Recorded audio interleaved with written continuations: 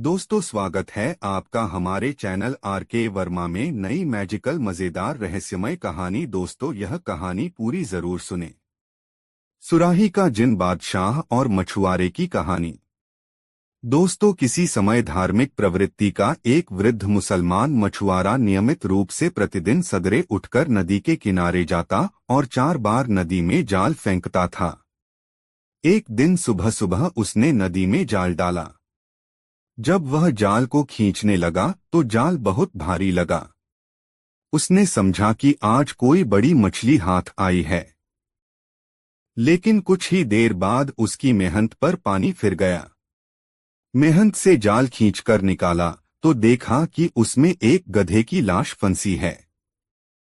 मछुआरा उसे देखकर जल भुन गया। उसका जालन भी गधे के बोझ से जगह से फट गया था।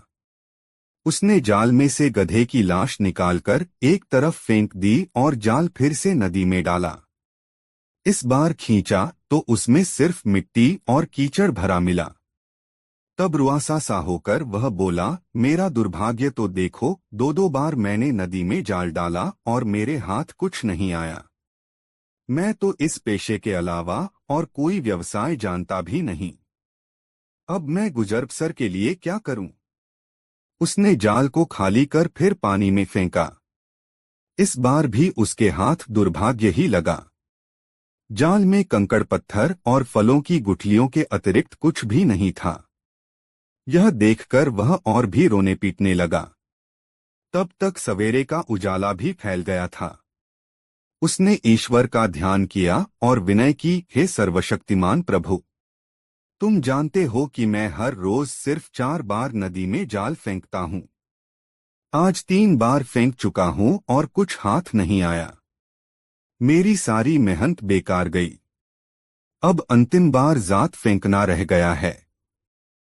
अब तुम कृपा करी और नदी से मुझे कुछ दिलवा दी और मुझ पर इस प्रकार दया करो जैसे किसी समय हजरत मूसा पर की थी।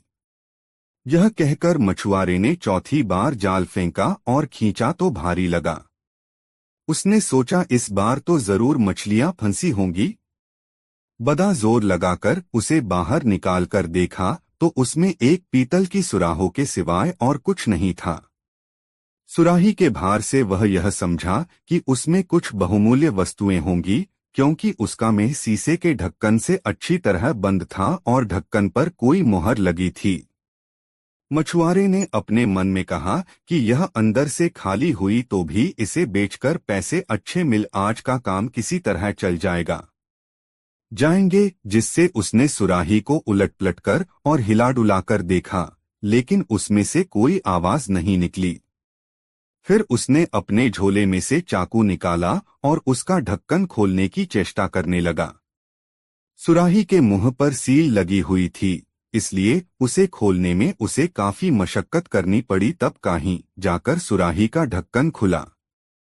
उसने झांककर सुराही के अंदर देखा, लेकिन उसे कुछ नहीं दिखाई दिया। वह फिर झुंझला गया और उसने क्रोध में आकर उसे एक और फेंक दिया। उसी समय उसने देखा कि सुराही से धुआं निकल रहा है। बहुत सा धुआं निकलकर नदी के ऊपर आकाश में फैल गया। कुछ ही देर में वह धुआं सिमटकर एक जगह एकत्रित हो गया और उसने एक भीषण दैत्य का आकार ले लिया। मछुआरा घबराकर भागने को हुआ, लेकिन उसने सुना कि दैत्य हाथ उठाकर कुछ कह रहा है, ऐ सुलेमान, मेरा अपराध क्षमा कर दो। मैं कभी आपकी आज्ञा का उल्लंघन नहीं करूंगा। मछुआरा यह सुनकर अपना डर भूल गया और बोला, अरे भूत, यह तो क्या बक रहा है? सुलेमान को मरे 1800 वर्ष से अधिक समय हो गया है। तू कौन है? मुझे बता और यह भी बता कि तू इस सुराही में किस प्रकार बंद हो गया। जिन ने उसे घृणापूर्वक देखकर कहा, तू बड़ा बदतमीज है, मुझे भूत कहता है। मछुआरा बिगड़कर बोला, और कौन है तू? तुझे भूत न कहूं तो क्या कहूं? जिन ने कहा, तेरे मरने में अब अधिक समय नहीं है। मैं तुझे शीघ्र ही मार डालूंगा। मछुआरा घबराकर बोला, तू मेरी हत्या क्यों करना चाहता है? क्या तू इस बात को भूल गया कि मैंने ही तुझे सुराही के बंधन से छुड़ाया है? जिन बोला, मुझे भली प्रकार ज्ञात है कि तूने ही सुराही खोली है, लेकिन इस बात से तेरी जान नहीं बच सकती। हाँ, मैं तेरे साथ एक रियायत करूंगा। मैं तुझे यह निर्णय करने का अधिकार दूंगा कि तू कैसी मौत मरना चाहेगा। मछुआरे ने कहा, तेरे हृदय में जरा भी न्यायप्रियता नहीं है। मैंने तेरा क्या बिगाड़ा है जो तू मुझे मारना चाहता है? क्या मेरे एहसान का बदला तू मुझे बिना वजह मार कर देना चाहता है? जिन बोला, बिना वजह नहीं मार रहा। मैं तुझे बताता हूं कि तुझे मारने का क्या कारण है। तू ध्यान देकर सुन। मैं उन जिनों में से हूं जो नास्तिक थे। अन्य जिन मानते थे कि हजरत सुलेमान पैगंबर हैं, इसलिए उनकी आज्ञाओं का पालन करते थे। सिर्फ मैं और एक दूसरा दैत्य, जिसका नाम साकर था, सुलेमान को आज्ञा से विमुख हुए। बादशाह सुलेमान ने क्रुद्ध होकर अपने प्रमुख मंत्री आसिफ बिन वरहिया को आदेश दिया कि मुझे पकड़कर उसके सामने पेश करे। मंत्री ने मुझे पकड़कर उसके सामने खड़ा कर दिया। सुलेमान ने मुझसे कहा कि तू मुसलमान होकर मुझे पैगंबर मान और मेरी आज्ञाओं का पालन कर। मैंने इससे इनकार कर दिया। तब सुलेमान ने इसकी मुझे यह सजा दी और उसने मुझे इस सुराही में बंद कर दिया और अभिमंत्रित करके सीसे मूसे का ढक्कन इसके मुंह पर जड़ दिया और उस पर अपनी मोहर लगा दी। फिर एक जिन को आज्ञा दी कि वह इस सुराहों को नदी में डाल दे। तब वह मुझे नदी में डाल गया। उस समय मैंने प्रण किया कि 100 वर्षों के अंदर जो आदमी मुझे निकालेगा, उसे मैं इतना धन दे दूंगा कि वह आजीवन सुख से रहे और उसके मरने के बाद भी बहुत सा धन उसके वारिसों के लिए रह जाए। इस अवधि में मुझे किसी ने नहीं निकाला। फिर मैंने प्रतिज्ञा की कि अब 100 वर्ष के अंदर जो मुझे आजाद करेगा, उसे मैं सारे संसार के खजाने दिलवा दूंगा। फिर भी किसी ने मुझे न निकाला। फिर मैंने प्रतिज्ञा की कि 100 वर्षों की तीसरी अवधि में जो मुझे आजाद करेगा, उसे मैं बहुत बड़ा बादशाह बना दूंगा और हर रोज उसके पास जाकर उसकी 3 इच्छाएं पूरी करूंगा। जब इस तीसरी अवधि में भी किसी ने मुझे नहीं निकाला तो मुझे बहुत क्रोध आया और उसी अवस्था में मैंने प्रण किया कि जो मुझे अब बाहर निकालेगा, मैं अत्यंत क्रूरतापूर्वक उसके प्राण ले लूंगा। हाँ, उसके साथ इतनी रियायत करूंगा कि वह जिस प्रकार से मरना चाहेगा, मैं उसे उसी प्रकार से मारूंगा। अब चूंकि तूने मेरी इस प्रतिज्ञा के बाद मुझे निकाला है, इसलिए अब तू बता कि तुझे किस प्रकार मारूं। मछुआरा अब बहुत ही भयभीत हुआ, क्योंकि उसने देखा कि जिन उसे मारने की हठ नहीं छोड़ रहा है। अपने बीवी बच्चों को याद करके वह अत्यंत दुखी हुआ। उसने एक बार फिर जिन का क्रोध शांत करने का प्रयत्न किया और उससे अनुनयपूर्वक कहा, हे रहमदिल जिन, मैंने तो तुम्हारे साथ इतनी भलाई की है, तुम इसके बदले मुझ पर दया भी नहीं कर सकते। जिन बोला, इसी भलाई करने के कारण तो तेरी जान जा रही है। मछुआरे ने अंत में अपने बचाव का एक उपाय सोचा। वह जिन से बोला, अच्छा, अब मैं समझ गया कि तुम्हारे हाथ से मेरी जान नहीं बच सकती।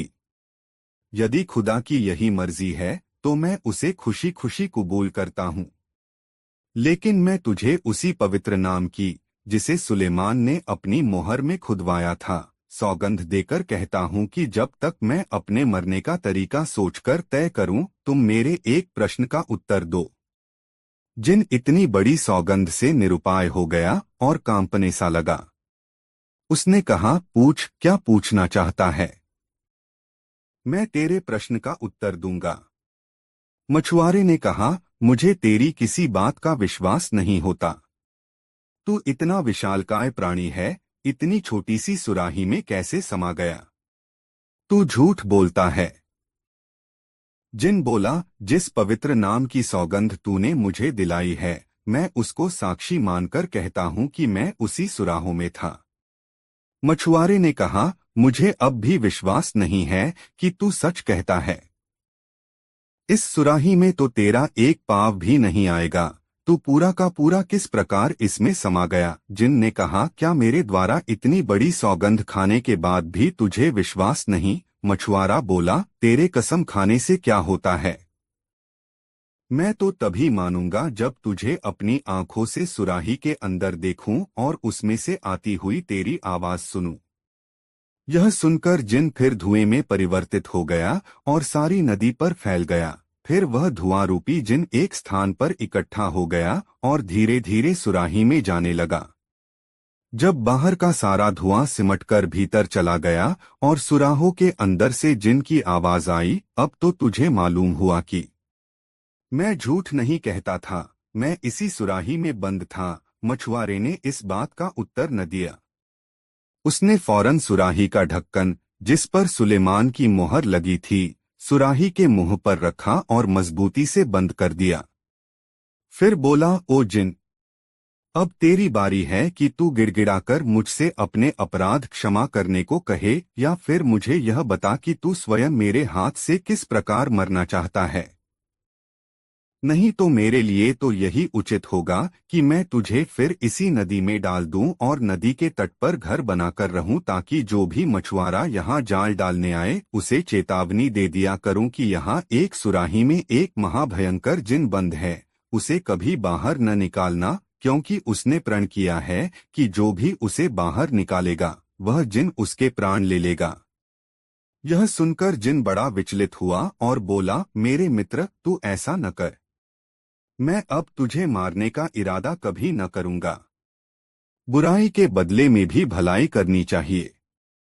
तू भी मेरे साथ ऐसी ही भलाई कर जैसी इम्मा ने अतीका के साथ की थी। मछुआरे ने कहा, मुझे वह कहानी नहीं मालूम। जिन बोला, यदि तू यह कहानी सुनना चाहे तो मुझे बंधन मुक्त कर, क्योंकि सुराही में अच्छी तरह नहीं बोल पाऊंगा। मुझे मुक्त करे तो यही नहीं और भी बहुत अच्छी कथाएं सुनाऊंगा। जिन के बार बार गिड़गिड़ाने से द्रवित होकर ज्यों ही मछुआरे ने सुराही का ढक्कन खोला, उसमें से धुआं निकला और नदी पर फैल गया। कुछ देर में उसने जिन का रूप धारण कर लिया।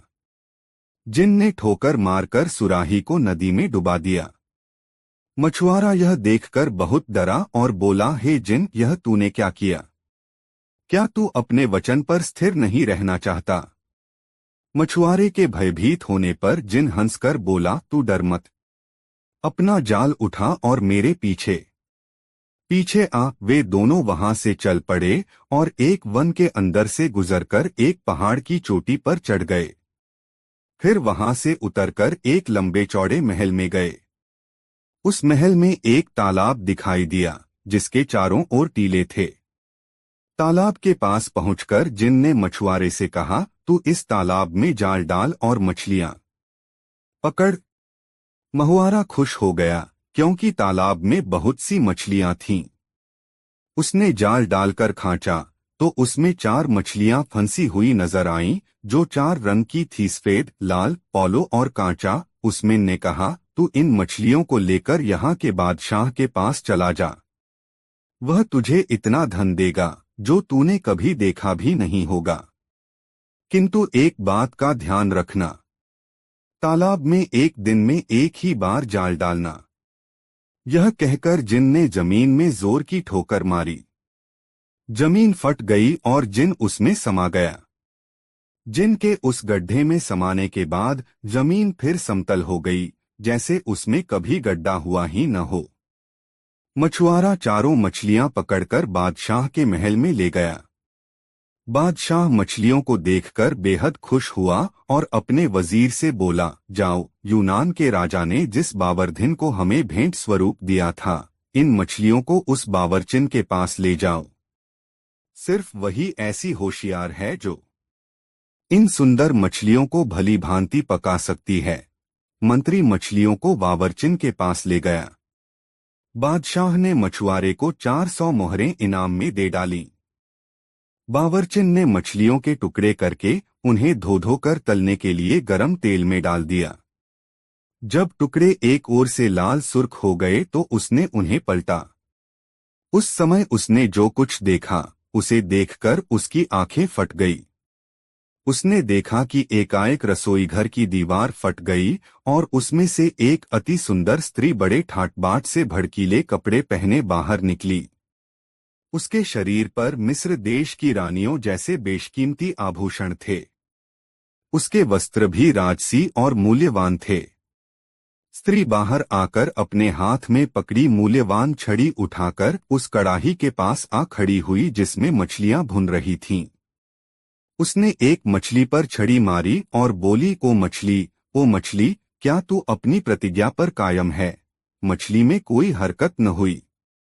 स्त्री ने फिर छड़ी मारी और अपना प्रश्न दोहराया। इस पर चारों मछलियों में हरकत हुई और वे बोली, यह सच्ची बात है, तुम हमें मानोगी तो हम तुम्हें मानेंगे, और अगर तुम हमारा ऋण वापस करोगी तो हम तुम्हारा ऋण वापस कर देंगे। यह सुनते ही स्त्री ने कड़ाही को, जिसमें मछलियां पड़ी थीं, जमीन पर उलट दिया और स्वयं दीवार में समा गई। दीवार पहले की तरह सामान्य हो गई। बावर्चिन इस घटना को देखकर मूर्छित हो गई। कुछ देर बाद वह होश में आई तो देखा कि मछलियां चूल्हे के अंदर गिरकर कोयला हो चुकी हैं। वह अत्यंत दुखी होकर रोने लगी। वह सोच रही थी, मैंने तो यह सारा दृश्य अपनी आंखों से देखा है, लेकिन इस पर बादशाह को कैसे विश्वास आएगा। वह इसी चिंता में बैठी थी कि तभी मंत्री ने आकर पूछा, मछलियां पक चुकी या नहीं? बावर्चिन ने मंत्री को सारा वाकया बताया। मंत्री को इस कहानी पर विश्वास तो नहीं हुआ, लेकिन उसने बावर्चिन की शिकायत करना ठीक न समझा। उसने बादशाह से मछलियों के खराब होने का कोई बहाना बना दिया और मछुआरे को बुलाकर आदेश दे दिया, जाओ वैसी ही 4 मछलियां और ले आओ। मछुआरे ने जिनसे किया हुआ वादा तो उसे न बताया, लेकिन कोई और मजबूरी बता दो कि अब मछलियां क्यों नहीं आ सकीं। दूसरे दिन मछुआरा फिर उस तालाब पर गया और तालाब में जाल डाला।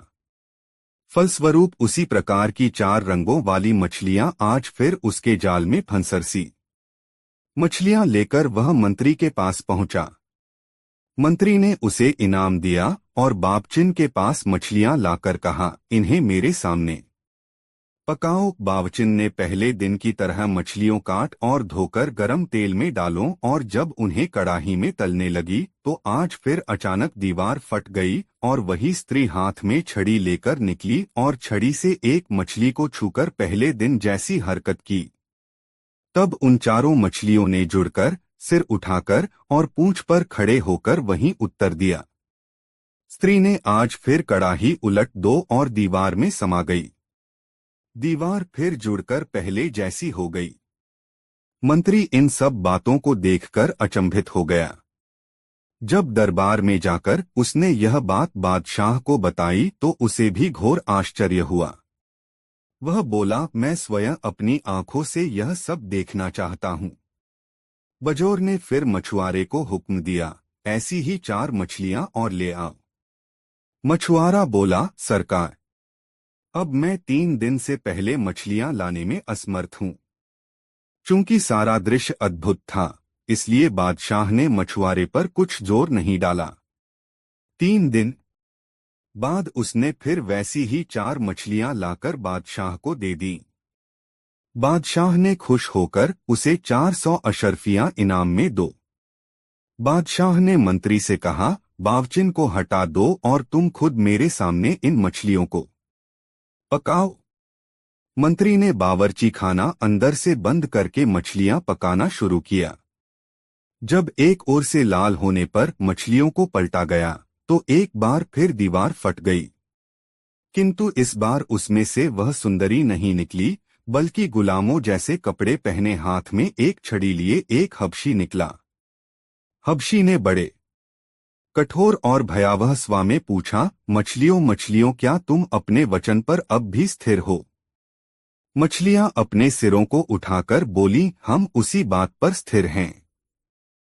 हबशी ने कड़ाही उलट दी और स्वयं दीवार के रिक्त स्थान में घुस गया। दीवार देखते ही देखते पहले की तरह जुड़ गई। बादशाह ने मंत्री से कहा, वह अद्भुत घटना मैंने स्वयं देखी है, वरना मैं इस पर विश्वास न करता। ये मछलियां भी साधारण नहीं हैं। मैं इस रहस्य को जानने के लिए बड़ा उत्सुक हूँ। यह कहकर उसने मछुआरे को फिर बुलवाया और उससे पूछा, तू ये रंगीन मछलियां कहाँ से लाया था? मछुआरे ने बताया कि मैंने उन्हें उस तालाब से पकड़ा है जिसके चारों ओर टीले हैं। बादशाह ने मंत्री से पूछा, तुम्हें मालूम है कि वह तालाब कहाँ है? मंत्री ने कहा, हुजूर, मैं 60 वर्ष से उस ओर शिकार खेलने जाता हूँ, लेकिन मैंने तो आज तक तालाब न देखा है और न ही सुना। ऐसा अब बादशाह ने मछुआरे से पूछा, तालाब कितनी दूर है और क्या तू मुझे वहां ले जा सकता है? मछुआरे ने कहा, वह तालाब यहाँ से 3 घड़ी के रास्ते पर है और मैं आपको जरूर वहां ले जाऊंगा। उस समय दिन छिपने में थोड़ा ही समय रह गया था, किंतु बादशाह को ऐसी उत्सुकता थी कि उसने अपने दरबारियों और रक्षकों को शीघ्र ही तैयार होने की आज्ञा दी। फिर वह मछुआरे के पीछे पीछे हो लिया और उसके बताए हुए पहाड़ पर चढ़ गया। जब पहाड़ के दूसरी ओर उतरा तो वहां बड़ा विशाल वन दिखाई दिया। यह वन पहले किसी ने नहीं देखा था। फिर बादशाह और उसके साथियों ने वह वन भी पार किया और सब लोग उस तालाब के किनारे पहुंच गए जिसके चारों ओर टीले थे। उस तालाब का पानी अत्यंत निर्मल था और जिन 4 रंगों की मछलियां उस मछुआरे से मिलती थीं, वैसी अनगिनत मछलियां उस तालाब में तैर रही थीं। उसने अपने दरबारियों और सरदारों से पूछा, क्या तुम लोगों ने पहले भी इस तालाब को देखा है? उन सबने बताया, जहांपनाह, देखना तो दूर, हमने तो कभी इस तालाब के विषय में सुना तक नहीं। बादशाह सोच में पड़ गया और अंत में बोला, जब तक मैं इस तालाब और इसकी रंगीन मछलियों का रहस्य अच्छी तरह समझ नहीं लूंगा, यहाँ से नहीं जाऊंगा। तुम सब लोग भी यहाँ डेरा डाल लो। उसकी आज्ञानुसार दरबारियों और रक्षकों के डेरे तालाब के चारों ओर पड़ गए। रात होने पर उसने मंत्री को अपने डेरे पर बुलाया और कहा, मैं इस भेद को जानने के लिए अति उत्सुक हूँ कि उस बावर्ची खाने में हबशी कैसे आया और उसने मछलियों से कैसे बात की। और मैं यह भी जानना चाहता हूँ कि यह तालाब, जिसे किसी ने नहीं देखा था, अचानक कहाँ से आ गया। मैं अपने कौतूहल को दबा नहीं पा रहा हूँ। मैंने सोचा है कि मैं अकेले ही इस रहस्य का पर्दाफाश करूं। मैं अकेला जा रहा हूं। तुम यहीं रहो। प्रातःकाल जब दरबारी यहाँ पर आएं, तो उनसे कह देना कि बादशाह कुछ बीमार हो गए हैं और कुछ दिन यहीं पर शांतिपूर्वक रहना चाहते हैं। यह कहकर सारे दरबारियों और रक्षकों को राजधानी वापस भेज देना और तुम इस डेरे में अकेले ही उस समय तक प्रतीक्षा करना जब तक कि मैं लौट न आऊं। बादशाह की बात सुनकर मंत्री सत्ते में आ गया। यह क्या पागलपन था। उसने बादशाह को बहुत समझाया, जहांपना, आप यह न करें। इस काम में बड़ा खतरा है। यह भी संभव है कि इतना सब करने के बाद भी आपको कोई रहस्य ज्ञात न हो पाए। फिर बेकार में क्यों इतना कष्ट उठा रहे हैं और इतना खतरा मोल ले रहे हैं। मगर बादशाह पर उसके समझाने बुझाने का कोई असर नहीं हुआ। उसने बादशाही पोशाक उतारी और एक साधारण सैनिक के वस्त्र पहन लिए। जब सब लोग गहरी नींद में सोए हुए थे, वह तलवार लेकर अपने खेमे से निकला और एक ओर चलता हुआ एक पहाड़ पर चढ़ गया। कुछ ही देर में वह उसकी चोटी पर पहुंचकर दूसरी ओर उतर गया। आगे उसे एक गहनबर दिखाई दिया। वह उसी के अंदर दाखिल हो गया। कुछ दूर जाने पर सवेरा हो गया। कुछ और दूर जाते पर उसे एक सुंदर महल दिखाई दिया। महल देखकर वह बड़ा प्रसन्न हुआ और उसे आशा बंधी कि उसे इस जगह से तालाब के रहस्य का कुछ पता चलेगा। महल के निकट पहुंचकर उसने देखा कि वह बहुत विशाल है और काले पत्थरों का बना है। उसकी दीवारों पर साफ किए हुए इस्पाती पत्थर जड़े थे जो दर्पण की भांति चमकते थे। बादशाह को विश्वास हो गया कि यहाँ उसे मनोवांछित सूचना अवश्य मिलेगी। वह बहुत देर तक दूर खड़ा महल की शोभा निहारता रहा, फिर उसके पास चला गया। उसने देखा कि महल का द्वार खुला है, फिर भी शिष्टता के नाते उसने ताली बजाई कि उसकी आवाज सुनकर शायद कोई अंदर से बाहर आए। जब कोई नहीं आया तो यह सोचकर उसने सांकल को खड़खड़ाया कि शायद उसकी ताली की आवाज अंदर तक नहीं पहुंची होगी। सांकल खड़खड़ाने पर भी जब कोई नहीं निकला तो बादशाह को क्रोध आ गया कि कैसे अशिष्ट लोग यहाँ रहते हैं जो बुलाने पर भी आकर नहीं पूछते। वह अंदर गया और ड्योढ़ी में पहुंचकर जोर से बोला, क्या अंदर कोई है जो एक अतिथि के रहने के लिए थोड़ा सा स्थान दे दे। इस बार भी उसे कोई उत्तर न मिला तो उसके आश्चर्य का ठिकाना न रहा। ड्योढ़ी से आगे बढ़कर वह महल में घुसा तो देखा कि अंदर से वह महल और भी लंबा चौड़ा है, किंतु उसके अंदर कोई है नहीं। इसके अलावा उस विशाल महल में 3 बाग थे जिनमें बड़ी सुघड़ता के साथ भांति भांति के सुगंधित फूलों और उत्तम फलों के पेड़ लगे थे। बागों में हर चीज ऐसी तरतीब से लगी थी कि उन्हें देखकर दुखी मनुष्य भी आनंद से भर जाएं। वृक्षों पर नाना प्रकार के सुंदर पक्षी कलरव कर रहे थे। वह पक्षी उन्हीं वृक्षों पर रहते थे, उड़कर नहीं जा सकते थे क्योंकि वृक्षों के ऊपर जाल पड़े हुए थे। बादशाह एक कमरे से दूसरे कमरे और एक बाग से दूसरे बाग में घूम घूमकर हर वस्तु को देखकर आनंदित होता रहा। घूमते घूमते जब वह थक गया तो एक कक्ष में बैठकर आराम करने लगा और सामने वाले बाग की शोभा देखने लगा। इतने में उसे एक कातर कराह सुनाई दी, जैसे कोई बड़े दुख से कराह रहा हो। उसने सांस रोककर उस स्वर को सुना तो मालूम हुआ कि कोई मनुष्य रो रोकर अपनी करुण व्यथा का बखान करते हुए अपने दुर्भाग्य को कोस रहा है। बादशाह उठकर उस कक्ष तक गया जिसमें से यह आवाज आ रही थी। फिर पर्दा उठाकर उसने देखा कि एक नवयुवक सिंहासन जैसे किसी ऊंचे तख्त पर राजसी वस्त्र पहने बैठा है और करुण स्वर में विलाप कर रहा है। बादशाह ने उसके निकट जाकर इसका कारण पूछा तो युवक बोला, मुझे क्षमा कीजिए, मैं उठकर आपका स्वागत करने में असमर्थ हूँ। दोस्तों, वीडियो को एक लाइक जरूर कर दे। बादशाह ने कहा, मैं आपके शौलवान व्यवहार से बड़ा प्रभावित हुआ हूँ। वास्तव में ऐसा कोई कारण होगा कि आप उठ न सके, किंतु आपके दुख को देखकर मुझे भी बेहद दुख हुआ है। आप मुझे बताइए कि मैं आपका कर किस प्रकार दूर कर सकता हूँ। तालाब का रहस्य क्या है और उसको मछलियाँ कौन हैं? यह सुनकर वह युवक फिर रोने लगा और बोला, मेरा हाल सुनने के पहले यह देख लीजिए। यह कहकर उसने अपना कपड़ा उठाया तो बादशाह ने देखा कि वह नाभि से ऊपर तो जीवित मनुष्य है और नीचे काले पत्थर का बना हुआ है। यह देखकर राजा की आंखें फटी की फटी रह गई और वह बोला, मुझे तो यहाँ की प्रत्येक वस्तु देखकर आश्चर्य और उत्सुकता बहुत बढ़ गई है। अल्लाह के वास्ते तफसील से अपना हाल बताइए। मुझे विश्वास हो रहा है कि तालाब को रंग-बिरंगी मछलियों के रहस्य का भी आपसे ही संबंध है। आप मुझे अपनी दास्तान सुनाइए। कहते हैं कि दूसरे को अपना दुख सुनाने से आदमी का कुछ दुख तो दूर होता हो है।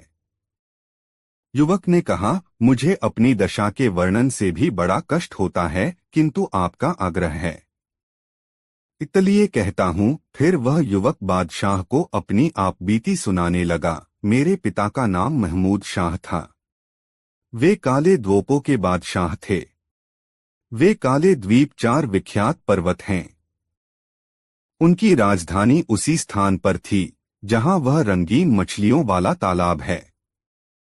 70 वर्ष की उम्र में मेरे पिता का देहांत हो गया और उनकी जगह में राजसिंहासन पर बैठा।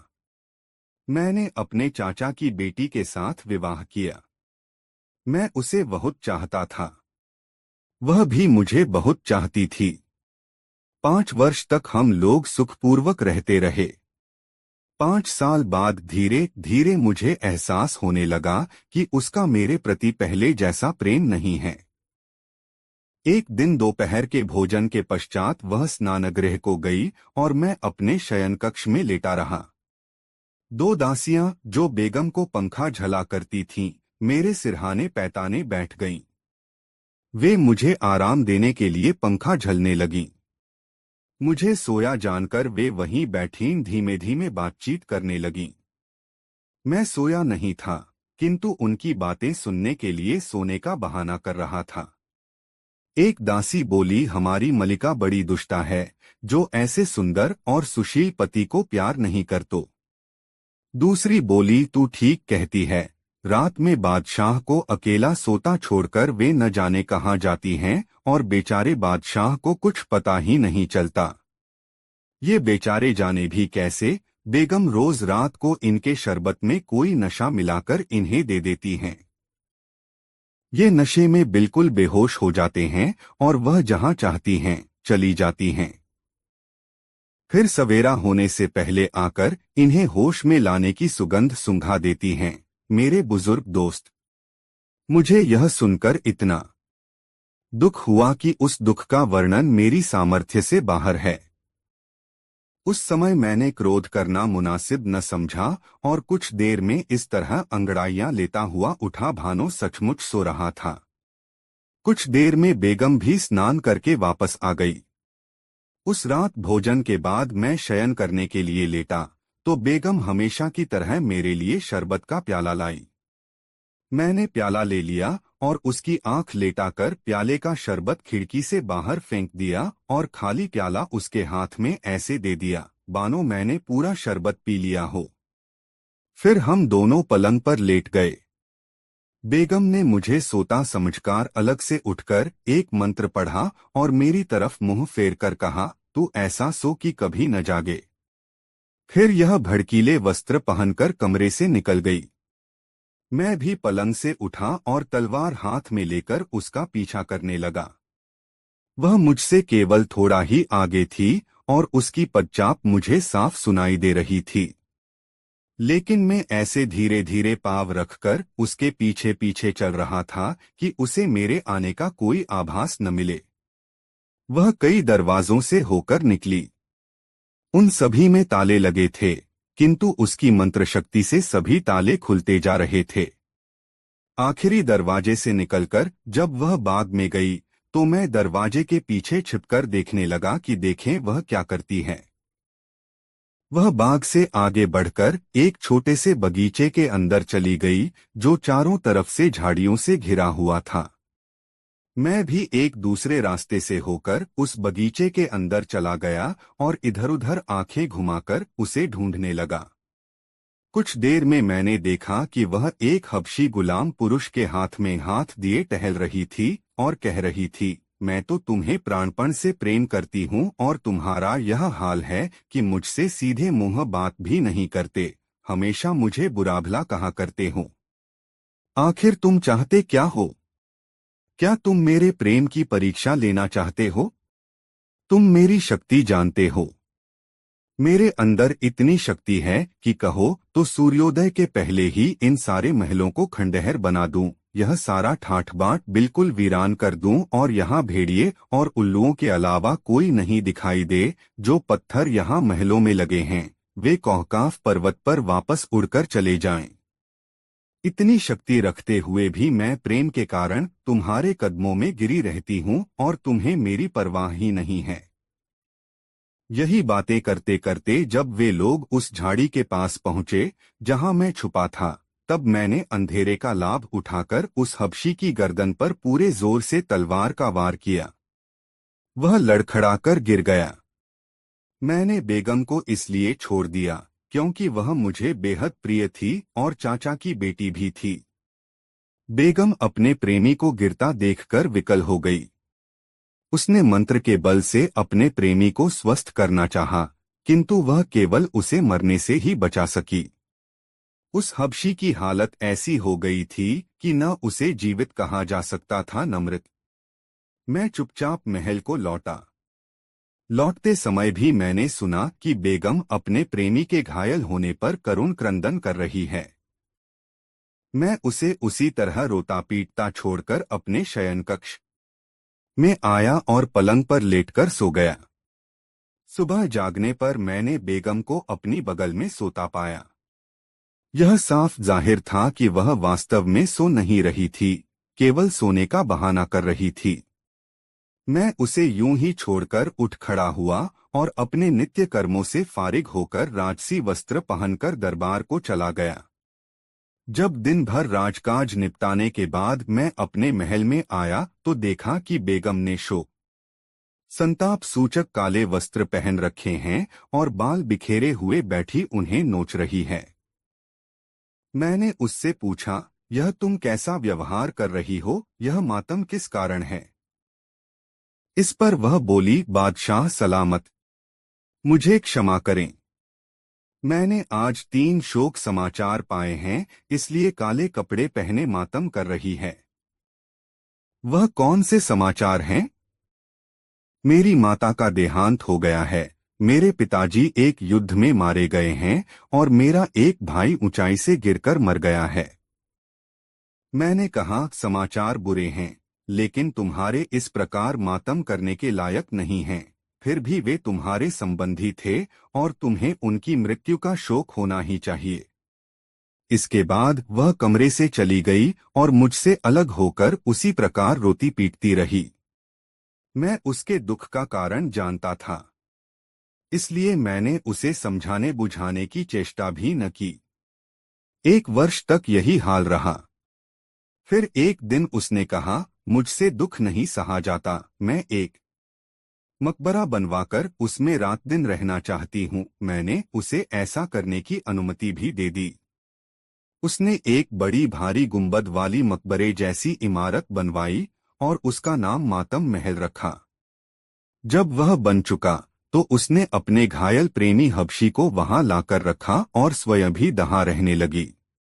वह दिन में एक बार उसे कोई दवा खिलाती और जादू मंत्र भी करती थी। फिर भी उसे ऐसा प्राणघातक घाव लगा था कि औषधि और मंत्रों के बल पर सिर्फ उसकी सांसें ही अटकी हुई थीं। वह न चल पाता था, न बोल पाता था, सिर्फ बेगम की ओर टुकुर टुकुर देखा करता था। बेगम के प्रेम को जीवित रखने के लिए इतना ही काफी था।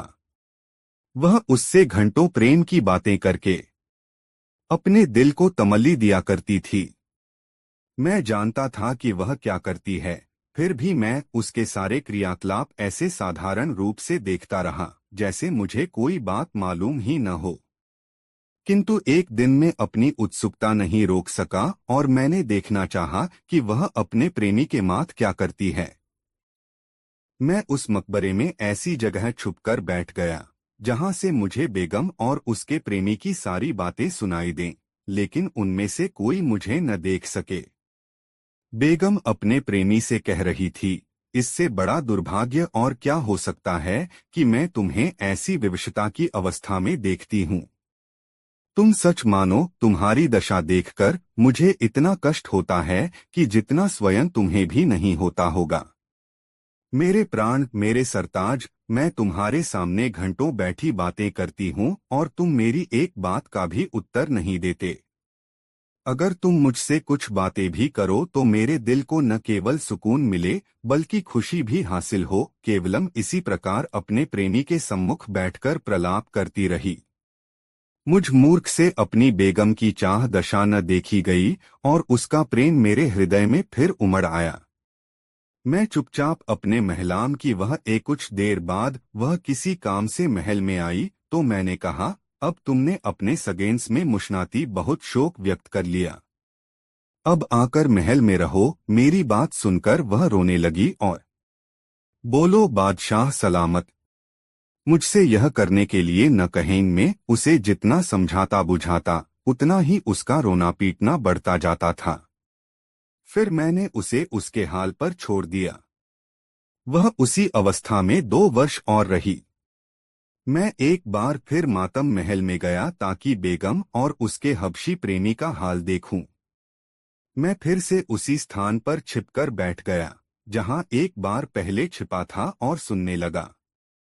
बेगम कह रही थी, प्रियतम, अब तो 2 वर्ष बीत गए हैं और तीसरा वर्ष लग गया है। तुमने मुझसे एक बात भी नहीं की। मेरे रोने चिल्लाने और विलाप करने का तुम्हारे मन पर कोई प्रभाव नहीं होता।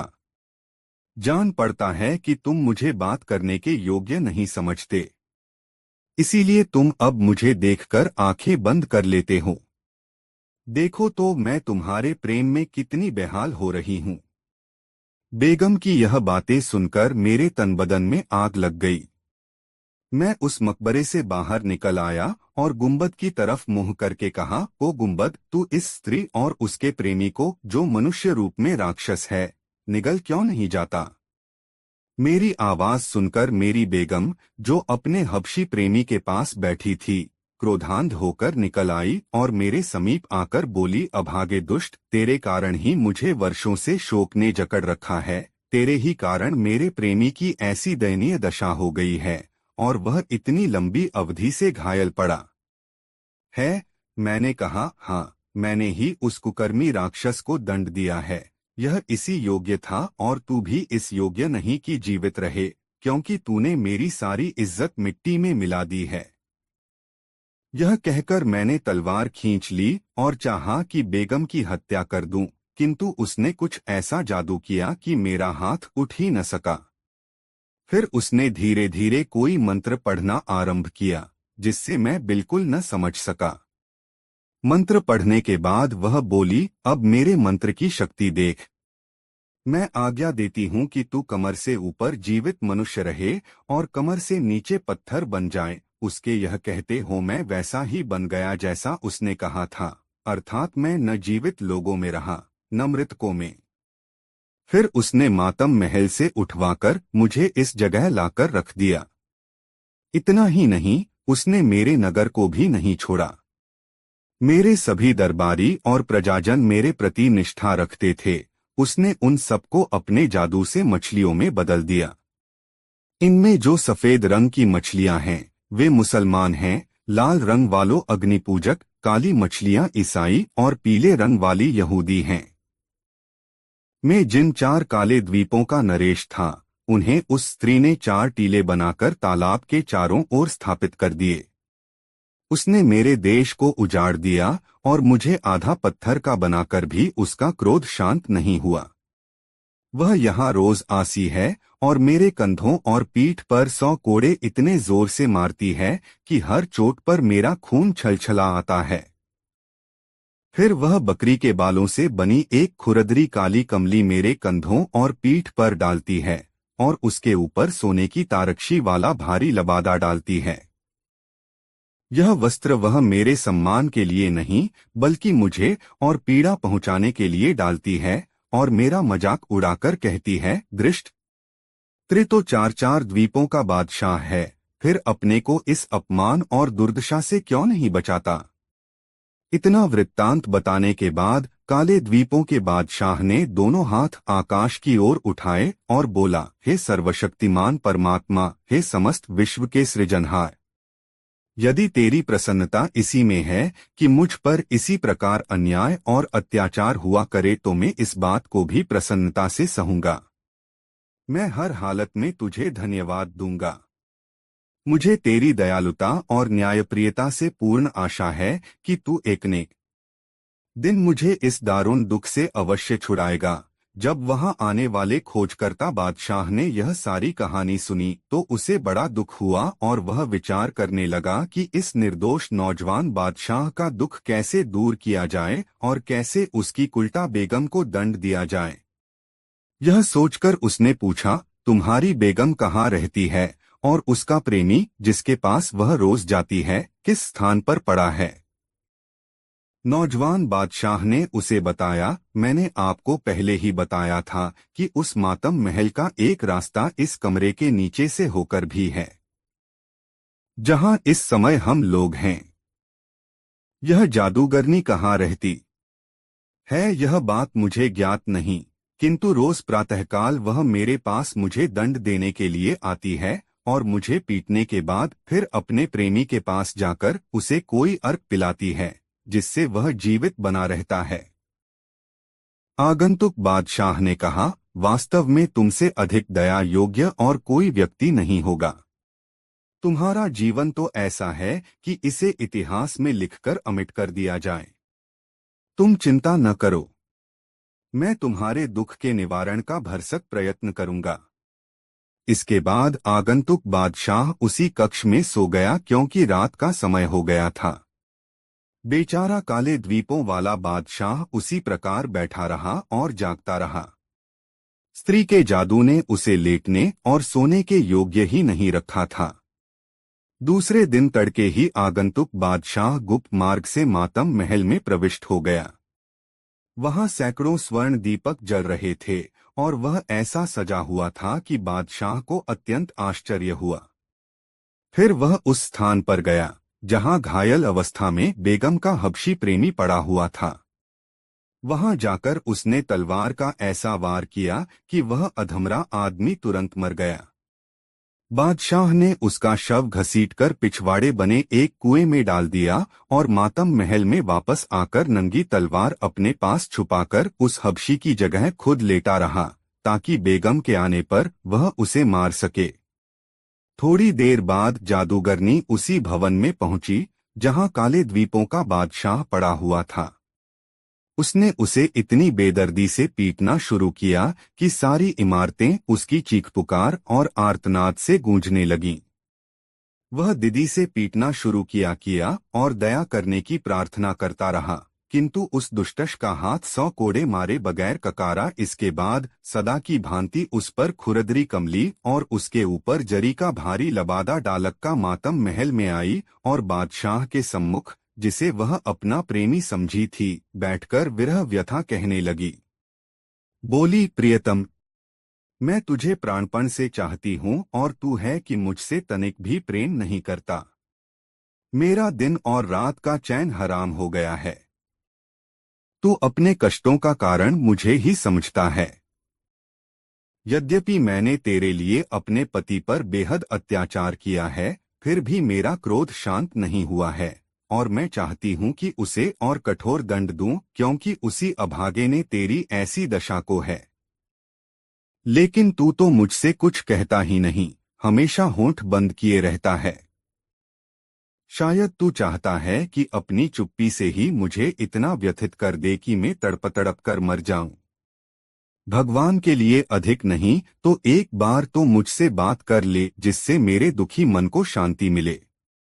बादशाह ने उनीदे स्वर में कुरान शरीफ की यह आयत पढ़ी। लाहौल बिला कुव्वत। बादशाह ने यह आयत इसलिए पढ़ी थी क्योंकि इस्लामी विश्वास के अनुसार इस आयत को पढ़ने से शैतान भाग जाता है, किंतु बेगम के लिए इसे भी सुनना सुखद आश्चर्य था।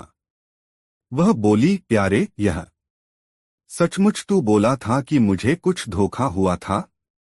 बादशाह ने हबशियों के से स्वर में घृणापूर्वक कहा, तुम इस योग्य नहीं हो कि मैं तुमसे बात करूं या तुम्हारे किसी प्रश्न का उत्तर दूं। प्राणप्रिय बेगम आश्चर्य से बोली, मुझसे ऐसा क्या अपराध हुआ है जो तुम ऐसा कह रहे हो? बादशाह ने कहा, तुम बहुत जिद्दी हो, किसी की नहीं सुनती, इसलिए मैंने कुछ नहीं कहा। अब पूछती हो तो कहता हूं। तुम्हारे पति के रात दिन चिल्लाने से मेरी नींद हराम हो गई है। अगर उसको चीख पुकार न होती तो मैं कब का अच्छा हो गया होता और खूब बातचीत कर पाता।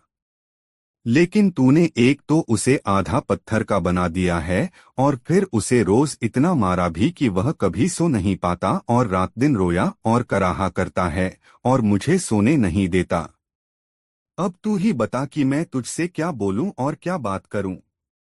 इस पर जादूगरनी ने कहा, तब क्या तुम यह चाहते हो कि मैं उसे मारना बंद कर दूं और उसे पहले जैसी स्थिति में ले आऊं? अगर तुम्हारी खुशी इसी में है तो मैं अभी ऐसा कर सकती हूँ। हबशी बने हुए बादशाह ने कहा, मैं सचमुच यही चाहता हूँ कि तू इसी समय जाकर उसे दुख से पूरी तरह मुक्ति दे दे, ताकि उसकी चीख पुकार से मेरे आराम में विघ्न न पड़े। तभी बेगम ने मातम महल के एक कक्ष में जाकर एक प्याले में पानी लेकर उस पर कुछ ऐसा मंत्र फूंका कि वह उबलने लगा। फिर वह उस कक्ष में गई जहां उसका पति था और उस पर वह पानी छिड़क कर बोली, यदि परमेश्वर तुझसे अत्यंत प्रसन्न है और उसने तुझे ऐसा ही पैदा किया है तो तू इसी सूरत में रह, किंतु तेरा स्वाभाविक रूप यह नहीं है तो मेरे जादू से अपना पूर्व रूप प्राप्त कर ले। और फिर तू यदि खैरियत चाहता है तो फौरन यहाँ से भाग जा, फिर कभी यहाँ आया तो जान से मार दूंगी। बेगम के जाते ही वह नौजवान बादशाह तत्काल ठीक हो गया और चुपचाप वहाँ से निकल गया। लेकिन वह अपनी जिज्ञासा को दबा न सका और उसी इमारत में छुपकर देखने लगा कि देखें आगे क्या होता है।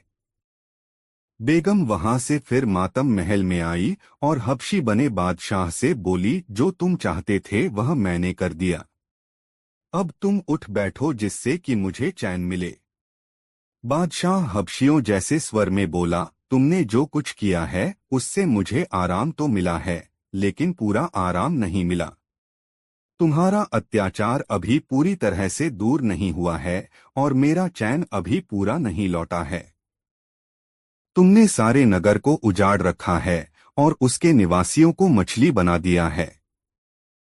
हर रोज आधी रात को सारी मछलियां पानी से सिर निकालकर हम दोनों को कोसा करती हैं। इसी कारण मैं निरोग नहीं हो पाता। तुम पहले शहर और उसके निवासियों को पहले जैसा बना दो, फिर मुझसे बात करो। यह करने के बाद तुम अपनी बाह का सहारा देकर मुझे उठाना। बेगम इस बात पर भी तुरंत राजी हो गई। वह तालाब के किनारे गई और थोड़ा सा अभिमंत्रित जल उस तालाब में छिड़क दिया। इससे वे सारी मछलियां नरनारी बन गई और तालाब की जगह सड़कों, मकानों और दुकानों से भरा नगर बन गया। सब कुछ पहले जैसा बनाकर वह जादूगरनी फिर मातम महल में गई और खुशी से चहकते हुए कहने लगी, प्यारे, तुम्हारी इच्छानुसार मैंने सब कुछ पहले जैसा कर दिया ताकि तुम पूर्णतः स्वस्थ और निरोग हो जाओ। अब तुम उठो और मेरे हाथ में हाथ देकर चलो। बादशाह ने फिर हबशियों जैसे स्वर में कहा, मेरे पास आओ। वह पास आ गई। तब बादशाह बोला, और पास आओ। वह उसके बिल्कुल पास आ गई। बादशाह ने उछलकर जादूगरनी की बाहें पकड़ लीं और उसे एक क्षण भी संभलने न दिया और उस पर इतने जोर से तलवार चलाई कि उसके दो टुकड़े हो गए। बादशाह ने उसकी लाश भी उसी कुएं में डाल दी जिसमें उसने हबशी की लाश फेंकी थी। फिर बाहर निकलकर वह काले द्वीपों के बादशाह को खोजने लगा। वह भी पास के एक भवन में छुपा उसकी प्रतीक्षा कर रहा था। आगंतुक बादशाह से उसने कहा, दोस्त, अब किसी तरह का डर नहीं है। मैंने तुम्हारी उस जादूगरनी बेगम को ठिकाने लगा दिया है। काले द्वीपों के बादशाह ने सविनय उसका आभार प्रकट किया और पूछा, अब आपका इरादा क्या अपने नगर को जाने का है? हाँ, मैंने जो रहस्य जानना था वो जान लिया और अब मैं चाहता हूँ कि तुम भी मेरे साथ मेरे राज्य में चलो। हमारे महल में कुछ दिन आराम करो, फिर अपने काले द्वीप को चले आना। इस पर नौजवान बादशाह हंस पड़ा और बोला, क्या आप अपने नगर को यहाँ से निकट ही समझे हुए हैं? इसमें क्या संदेह है? मैं तो 4-5 घड़ी के अंदर ही तुम्हारे महल में आ गया था। तब काले द्वीपों के बादशाह ने कहा, आपका देश यहाँ से पूरे 1 वर्ष की राह पर है। उस जादूगरनी ने अपने मंत्र बल से मेरे देश को आपके देश के निकट पहुंचा दिया था। अब मेरा देश फिर अपनी जगह पर वापस आ गया है। आगंतुक बादशाह को यह सुनकर बड़ी चिंता हुई। इस पर काले द्वीपों के बादशाह ने उससे कहा, यह दूरी और निकटता कुछ विशेष चिंता की बात नहीं है। मैं आपके उपकार से जीवन भर ऋणी नहीं हो सकता। आगंतुक बादशाह अब भी चकराया हुआ था कि वह अपने देश से इतनी दूर कैसे पहुंच गया। यह देख काले द्वीपों के बादशाह से कहा, आपको इतना आश्चर्य क्यों हो रहा है? आप तो उस स्त्री की जादू की शक्ति स्वयं देख चुके हैं। आगंतुक बादशाह ने कहा, खैर, अगर दोनों देशों में इतनी दूरी है और तुम मेरे देश न जाना चाहो तो न चलो, लेकिन मेरे कोई पुत्र नहीं है, इसलिए मैं चाहता हूं कि तुम्हें अपने देश का युवराज भी बना दूं ताकि मेरे मरणोपरांत मेरे राज को भी तुम संभालो। काले द्वीप के बादशाह ने यह स्वीकार कर लिया और 3 सप्ताह की तैयारी के बाद सेना और कोष का प्रबंध करके उसने 100 ऊँटों पर भेंट की बहुमूल्य वस्तुएं लगवाई और अपने 50 विश्वस्त सामंतों और भेंट का सामान लेकर वह आगंतुक बादशाह के साथ उसकी राजधानी की ओर रवाना हुआ। जब उस बादशाह की राजधानी कुछ दिन की राह पर रह गई तो उसने हरकारे भेज दिए ताकि वे बादशाह के लौटने का समाचार उसके दरबारियों और नगर निवासियों को दे दें। जब वह अपने नगर के निकट पहुंचा तो उसके सारे सरदार और दरबारी उसके स्वागत को नगर के बाहर आए और बादशाह की वापसी पर भगवान को धन्यवाद देने के बाद बताया कि राज्य में सब कुशल है। नगर में पहुंचने पर बादशाह का नगर निवासियों ने हार्दिक स्वागत किया। बादशाह ने पूरा हाल कहकर काले द्वीपों के बादशाह को अपना युवराज बनाने की घोषणा की और 2 दिन बाद उसे युवराज बना दिया। इस मौके पर सामंतों दरबारियों ने युवराज को बहुमूल्य भेंटें दी। कुछ दिन बाद बादशाह और युवराज ने मछुआरे को बुलाकर उसे बहुत सा धन दिया क्योंकि उसी के कारण युवराज का कष्ट समाप्त हुआ था। दोस्तों, सुराही का जिन ये मैजिकल मजेदार कहानी आपको कैसी लगी कमेंट बॉक्स जरूर बताएं। ऐसी और नई मजेदार कहानी सुनने के लिए हमारे चैनल RK वर्मा को अभी सब्सक्राइब कर ले। यह कहानी अपने मित्रों को जरूर शेयर करें। वीडियो देखने के लिए धन्यवाद।